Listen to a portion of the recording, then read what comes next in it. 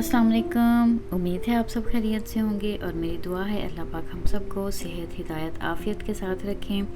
आज आपके साथ आज की मसरूफ़ तरीन जो हमारी रूटीन है ना वो शेयर करने जा रही हूँ। बहुत से ऐसे छोटे छोटे काम जमा हुए होते हैं जिनको हम इसी चक्कर में कि थोड़ा टाइम मिले तो फिर करते हैं, हमने पेंडिंग ही किया हुआ होता है। तो आज सबसे पहले तो ये टीमू से कुछ चीज़ें ऑर्डर की हुई थी। एक ये क्लॉक है, इसको असेंबल करते हैं। दूसरा ये जो वेज है और तीसरा ये जो हमारा लिपस्टिक होल्डर है। इसमें बेसिक जो हमारी एवरीडे यूज़ के लिए जो चीज़ें हैं वो रखी हुई होती हैं।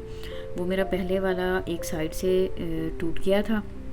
ये माइंड में था कि अच्छा इसको लेना है, तो टीमू से कुछ दूसरी चीज़ें ऑर्डर की तो साथ ही फिर इसको ऑर्डर किया। अच्छा, एक बहुत अहम चीज़ आपसे के साथ डिस्कस करनी है। देखिए, कुछ अर्सा पहले तक इस बात का शऊर बिल्कुल भी नहीं था कि हमें ये जो हम ख़ास तौर पे लिपस्टिक और जो मेकअप की प्रोडक्ट्स हम यूज़ करते हैं ना, इनमें भी हमें हलाल प्रोडक्ट्स का ख़्याल रखना चाहिए कि हम हलाल ही यूज़ करें।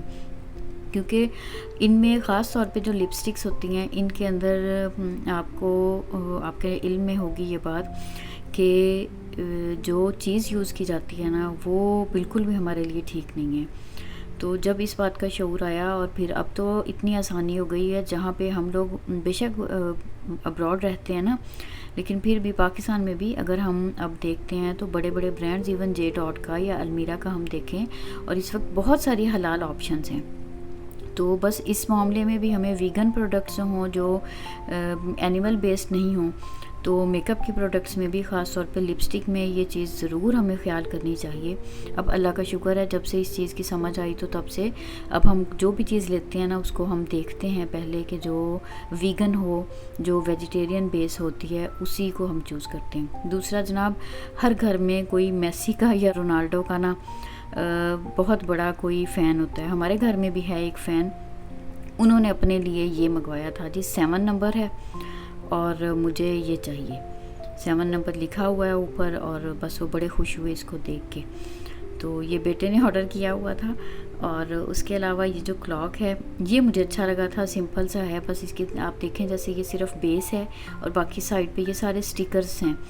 और इनको ऊपर से भी जो उन्होंने सेफ्टी के लिए ऊपर से लगाया हुआ था एक ट्रांसपेरेंट सा, उसको मैंने रिमूव किया और फिर नीचे से भी इसको उतार के जो उसका स्टिकर था उसको मैंने, तो अब ये वॉल के ऊपर इसको सेट कर रहे हैं। शुरू में जो आपने देखा है ना वो नीचे बेस थी, असल में उसको रख के उन्होंने पूरे डॉट्स लगाए हुए थे कि अगर आपको क्लॉक का साइज़ कितना रखना है, छोटा है या बड़ा। तो मैंने उसी पेपर को ऊपर रख के पहले ये सारे निशान लगा लिए थे पेंसिल के साथ, और फिर ये मैंने सारे इसके जो नंबर्स हैं इनको मैंने लगाया। तो ये एक डिफरेंट सी चीज़ थी हमारे घर में। ये एक तो ये मैंने ऑर्डर किया था, मैंने कहा ये आप लोगों को दिखाऊं, अच्छा लगा। और टीमों की चीज़ें बहुत ही सस्ती हैं, इतनी सस्ती सी है कि ये जितनी देर भी चलेगा ठीक है। मेरा तो ख्याल है कि पैसे पूरे हो जाएंगे इसके। चलें जी, ये जो नेक्स्ट है ये आप देख रहे हैं, ये भी वो काम है जो हमें हर साल जब स्कूल बंद हो जाते हैं ना तब करना होता है। पूरे साल में बच्चों की जो बुक्स होती हैं उनको अब पूरी छांटी की जाती है कि जो अब ये फ्री हो गए हैं, जो इनके इस्तेमाल की नहीं है उनको निकाला जाए।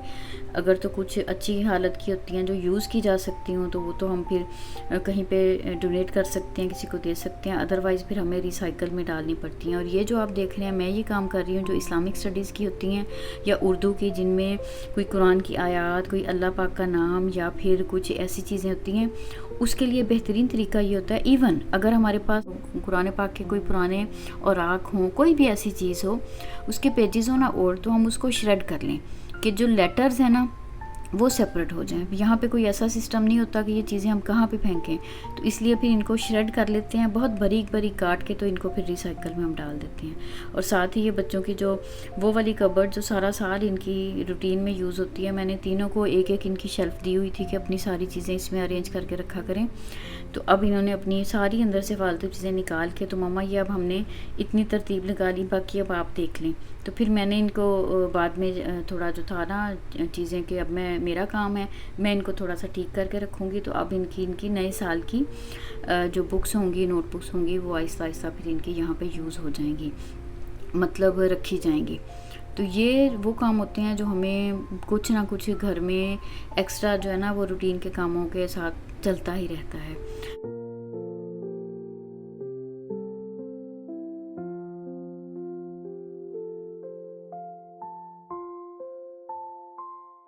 टॉपिक आज का जो है बात क्या करनी थी वो ये थी कि खुश कौन है और सच्ची खुशी क्या होती है। तो देखें, खुशी और गमी दो कैफियत का ही नाम है। तो असल खुशी वो होती है जो चीज़ों से नहीं मिलती, लाइफस्टाइल अच्छा होने से नहीं मिलती, महंगे महंगे कपड़े पहनने से नहीं मिलती, अच्छे महंगे खाने खाने से नहीं मिलती, बल्कि खुशी वो होती है जो दूसरों में खुशियाँ बांटने से मिलती है। अगर हम सेल्फ सेंटर्ड हो जाएंगे ना, सिर्फ अपनी खुशी का, अपनी पसंद का ख्याल रखेंगे, तो फिर खुशी तो हमें मिलेगी लेकिन आर्जी होगी। हकीकी खुशी, असली खुशी अगर लेनी है ना, तो फिर हमें दूसरों को खुश करना होगा। और ये बहुत अहम है कि ये देखना कि मैं कितनी खुश हूँ या मेरे से दूसरे लोग कितने खुश हैं। तो अगर दूसरों की खुशी का ख्याल रखना शुरू कर देंगे ना, तो यकीन करें दूसरों को आपकी वजह से जो खुशी उनको मिलेगी ना, उसकी वजह से आपके दिल में बहुत इत्मीनान भी होगा और खुशी भी बहुत ज़्यादा होगी। तो बस यही है कि अल्लाह की रज़ा में ख़ुद को जो राज़ी रखने वाले लोग होते हैं ना, वो खुश रहते हैं, मुतमईन रहते हैं। जिनकी ज़िंदगी में तकवा हो, तवक्कुल हो, वो इत्मीनान में रहते हैं, खुश रहते हैं। तो हकीकी खुशी के लिए हमें एक तो दूसरों की खुशी का ख्याल रखना है और दूसरा अल्लाह की रज़ा में ख़ुद को राज़ी करने की मश्क करना, कि हर हाल में ज़ुबान पे गिला ना हो, शिकवा नहीं हो, और हर हाल में शुक्र अदा करने वाले बनेंगे ना, और अल्लाह पे तकवा भी हो, अल्लाह का खौफ भी हो और साथ तवक्कुल भी हो कि मुझे मिलने वाली हर खुशी, और अगर वक्ती तौर पे कोई आजमाइश भी है ना, तो अल्लाह मेरे लिए आसानी कर देंगे। जब ये सारी बातें हमारे माइंड में रहेंगी ना, इन पे अमल करने वाले बन जाएंगे, तो हमें हकीकी खुशी ज़रूर मिलेगी। और खाने में जनाब बन रहा है बड़ा ही मज़ेदार, इतना खुशबूदार ये बना था चने का पुलाव। सफ़ेद चने हैं और उसका मैंने ये पुलाव बनाया था, और इसके साथ मैंने बीफ के कबाब बनाए थे।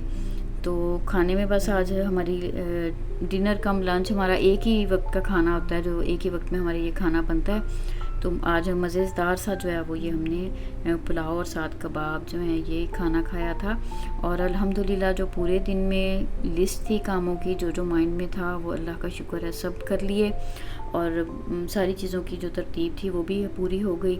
तो बस आज की वीडियो में मुझे आपके साथ ये थोड़ी सी अपनी रूटीन, घर के छोटे मोटे काम और ये एक्स्ट्रा काम करने बहुत ज़रूरी हैं, यही मैंने आपके साथ शेयर करना था। अपना रखिएगा बहुत सारा ख्याल, मुझे दुआओं में याद रखिएगा, और आपका फ़ीडबैक लेना सभी को अच्छा लगता है, तो मुझे भी अच्छा लगता है। आपके कमेंट्स का इंतज़ार रहेगा, और इसी तरह से किसी नए टॉपिक के साथ, किसी नई अच्छी सी बात के साथ दोबारा किसी नई वीडियो में मिलेंगे। तब तक के लिए अल्लाह हाफिज़।